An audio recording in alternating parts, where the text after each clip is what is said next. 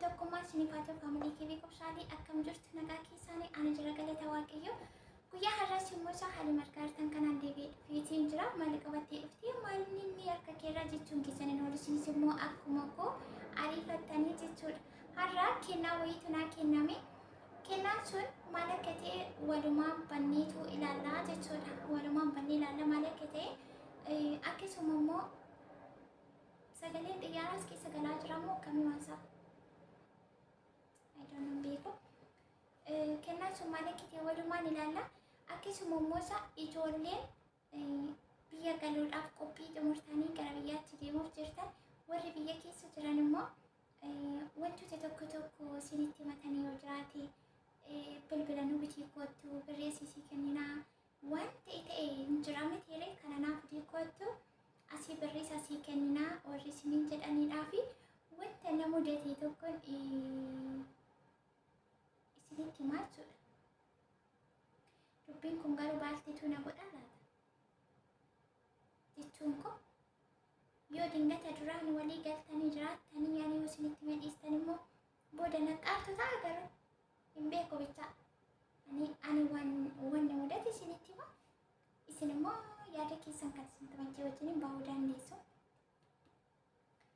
Maalumaafuu dura kennaa kana baniini waliin ilaalleetu isa booda immoo itti deemaa jechuudha. Isa nama isiniin jeesana ergan jalqabeetiin gaabbee tarii okee sii fideetiin dhufaa waan itti barbaadu sii fidee dhufaa birrii sanaa kennitanii walii galtee qabaattan ani akkasiniin jedhee kan madhiistanii galtanii namni sun akka nan jibbine ana walitti nan buusiina nama wajjin jechuudha.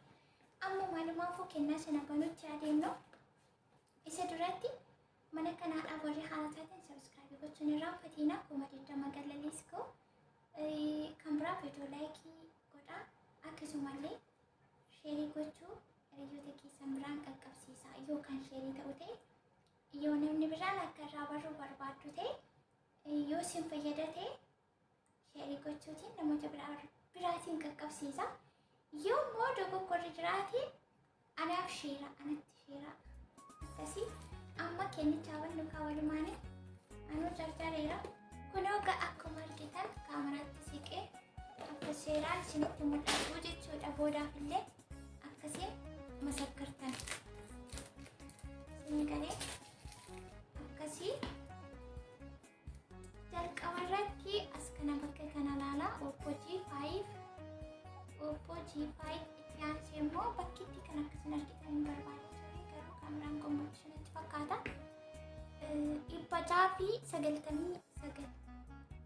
699 jechuun 700 jechuudha. Birrii tokko immoo isinitti guutaa 699 dha kan asirra jiru yookaan kan ittiin wanti kun bitame 799 jechuun 700 jechuudha. Birrii tokko isinitti guutanii keessan jiru. Booda akka soobduu naangoon aanaanis jechuudha. Isa booddee hin banna maayinni waansaa Oppo G5 5A 799 700 jechuudha. Walii galleetti birrii tokkotti guutu isin abannuqa baneera wayni banacha baneera kunoo bakka kanarra jira 799 kunoo bakka kanaa jechuudha. Walii gallee jirra 700 guuttanii jirtanii kunillee ni jira isaan kana booda bannaa amma waannaa isa jala jiru jechuudha.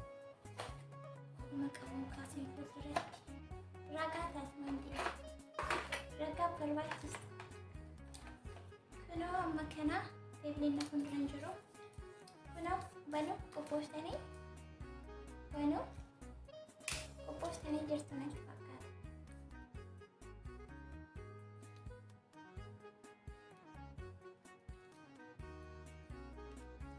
Ajaa'iba!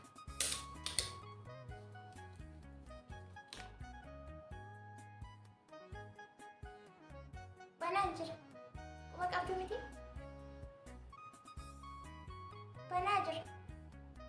Banaan jira. Waanee banachaa.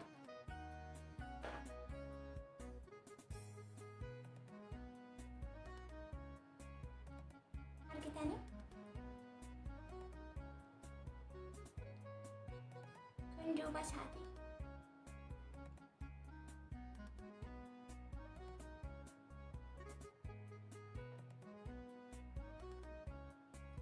Argitanii kana jechuudha. Kana fakkaata bilbila jechuudha. Kennaan sun kennannaa kennamee bilbila jechuudha. Bilbila kana bilbilli kuni niw biraandiidha. Ammaree bahee Oppoon tureera garuu erga bahee kun immoo Oppoo matee niw biraandii. Niw biraandii gatiinsaa akkuma isiniin jedhee 199 birrii tokko isinitti guutan 700 jechuudha. Garuu taaksiinis jirti. Yeroo taaksii sana 700 guuteera ta'uu danda'a, haa ta'u garuu isin kan as gubbaarratti barraa'ee kanatti amantu yoo ta'e 799 birrii tokko isinitti dabaltan 700 guutee jira. Waliigalee kunoo kanaa jechuudha. Kan biraa maal ofirraa qaba? Wanti inni ofirraa qabu chaarjii qaba. Kunoo chaarjii mataasaa qaba. Isheen kun immoo isheettiin siimii baafatanii jechuudha. Isheettiin siimii baafatanii wanti nama ajaa'ibu bilbilli bara kana bitamu ilfooniin qabu. Nuti qimamoonni immoo ilfooniin baay'ee nu barbaachisa. Ilfooniin qabu. Ilfooniin baay'ee rakkisanaani. Kuni chaarjii madha. Kunoo kanas keessa jiru, kanas keessatti hafe waan biraan hin jiru jechuudha. Chaarjii bichaa addaatan dubbi sanaan gallinaafu. Bichaa kanas keessa jiru chaarjii bichaadha. Kunoo chaarjii bichaa qaba. Isa booddee kan biraa wanti inni qabu kabarii qaba. Kabarii fi chaarjii qofaa jechuudha. Eerfoonii wajjiniin bituu hin dandeessan amma kana. Akka durii sana bilbila irraa bitamu eerfooniin hin jiru. Kunoo kanadha. Intinaansa kabariinsa isa kana duricha keessa walumaa gashinii ilaalla akkam akka ta'e isinillee barbaaddanii jechuudha.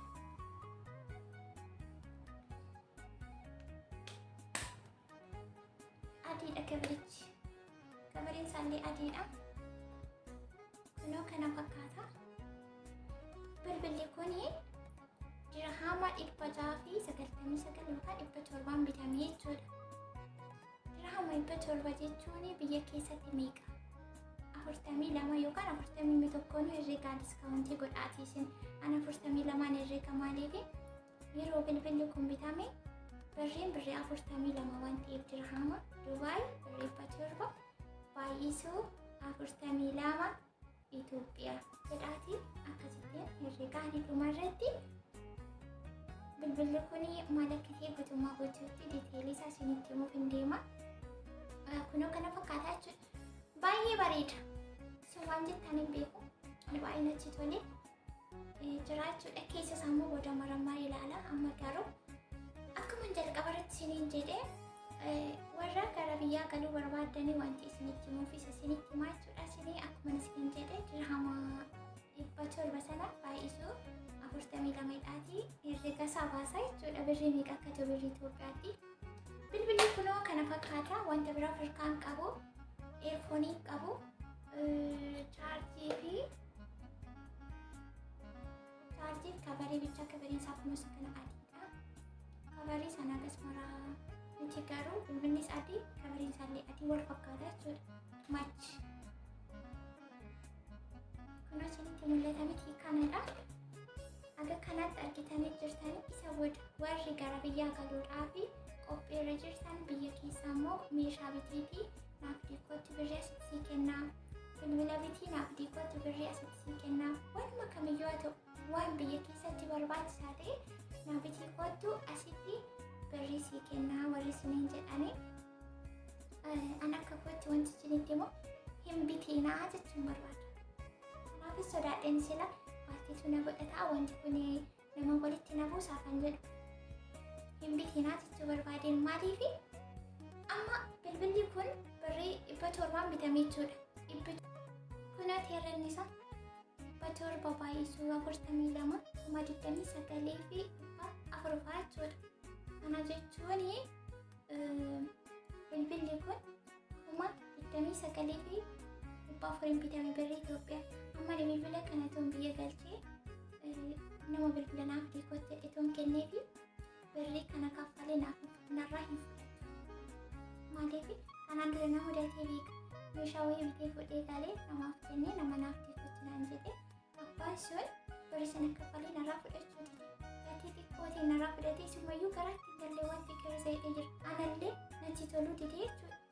Maaliif yookiin kennama godheetuun kennee fidate birrittiin isheen xiqqoo sunu irraa fudhachuu baay'ee bitee kan jiru na gaabbisiisee jechuudha. Sini galee birritti bilbilli kun bitame baay'ee yeroo ammaa kanatti birrii xiqqaadha. Maaliif namni kan kanaan uliitiin umbita kuma meeqaan umbita miti. Nuu qibamootaaf garuu birriin sun baay'ee guddiidha natti. Birrii 29,400 jechuun ana biratti birrii baay'ee guddaadha. Maaliif humna koo gatii koo waan hin beekuuf jechuudha. Kanaaf birrii amma kana namni sunii kaffalee sunirraa fudhatu. Yeroo biyya galtan namni meeshaa bitii kottu, qodaa bitii kottu, bilbila naaf bitii kottu asitti birrii sii kenna wareedhe naaf hin danda'amu too jettanii fala guddaa dhedheetii yaadan akka kooti jechuudha. Naaf hin danda'amu sun isii fide dhufuu hin danda'u yoo jettan maaliif akkuma isiniin jedhe birrii amma kana kaffalanii sunirraa fudhatan. Isin immoo wajjii taatanii birrii amma kanaan bittanii fuutanii galtan. Naaf hin danda'amu jechuudha. Kan kanaanatti immoo bittee mafuutee galtee kennaa nama sanaaf kennu. Kennaa bakka akka kennaatti kennu jechuudha. Kan kanarraa fi naaf hin danda'amu jette malee birrii kanaan meeshaatii fuutee galtee inni tuffatus biyya keessatti garuu waan akka bilbilaa waan akka elektiroonii minamina kana baay'ee barbaadu garuu immoo gatii sanatti deebisanii siin baasan. Gatii sanaan deebisanii namarraa fudhatanii jechuudha. Isa yoo danda'ame biyya keessatti namni bilbila namarraa fudhatee 15,000 haga 20,000 jedhu 15,000 jedhu. Kan kanaa gadi barbaadu. Nuti immoo siitii birrii amma kanaan binnaa jechuudha. Kanaafuu qimamootii yeroo gara biyyaa galtan haga danda'ame nan galachuu baattanii keessattuu warri haaraa taataniif gara biyyaatti deemaa jirtanii waanuma gaarummaan isin eeggatu fakkaatu waan baay'eetu jira. Warri beektan beektu ammasa sanarraa hin haasa'u akka dandeessan saayilentii taatanii soo galtanii namni na barbaachisa gaafa hin galu yeroo hin galachuu jetti nama sana qopheeffatanii isa kaanirraa saayilentii taatanii bareeda dheetii yaadu.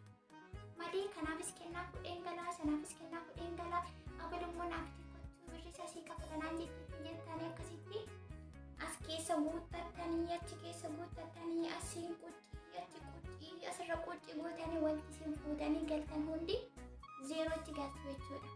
Namni haga kana dadhabdee haga kana bittee haga kana itti baastee chaalenjii amma kanatti dabarsitee dhuftee siin jedhee gammadee sirraa fudhatu hin jiru.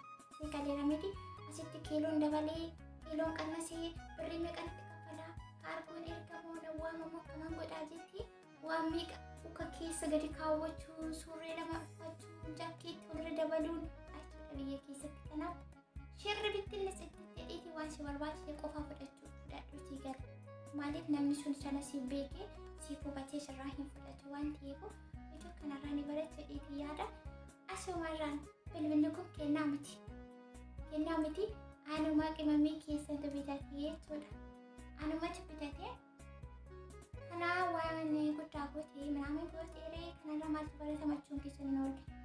Yoo jettu ta'e warri jettan yoo jiraattan immoo isaa kan baratu jira, kan dhaggeeffatu jira, kan fayyadullee qabaachuudha. Kanumaaf viidiyoo irratti hojjechuu barbaadee isiniin jaa viidiyoo biraatiin akan deebi'ee dhufutti isa kana laayikii gochuutiin jajjabeessaa manni kun idoon nu gaduma lallaafaa jira akka marqaa biqilaa lallaafaa jedhama inni waan ol jajjabeessame maal ta'e waan samii wallaalee jiran karaa koodamne karaa keessan ta'e beekani bakka itti rakkoon uumame ni wees numa jidduutti natti fakkaata gaduma bobbu'aa jira guyyuma guyyaan kanaaf ol kaasa mana ho'isaa muqqidamatti godha liiska komadidama haa galloo viidiyoo biraatiin akan deebi'ee dhufutti bakka jirtanitti nagaa fayyaa ta'a gaariin isiniin darbii isiniin argina.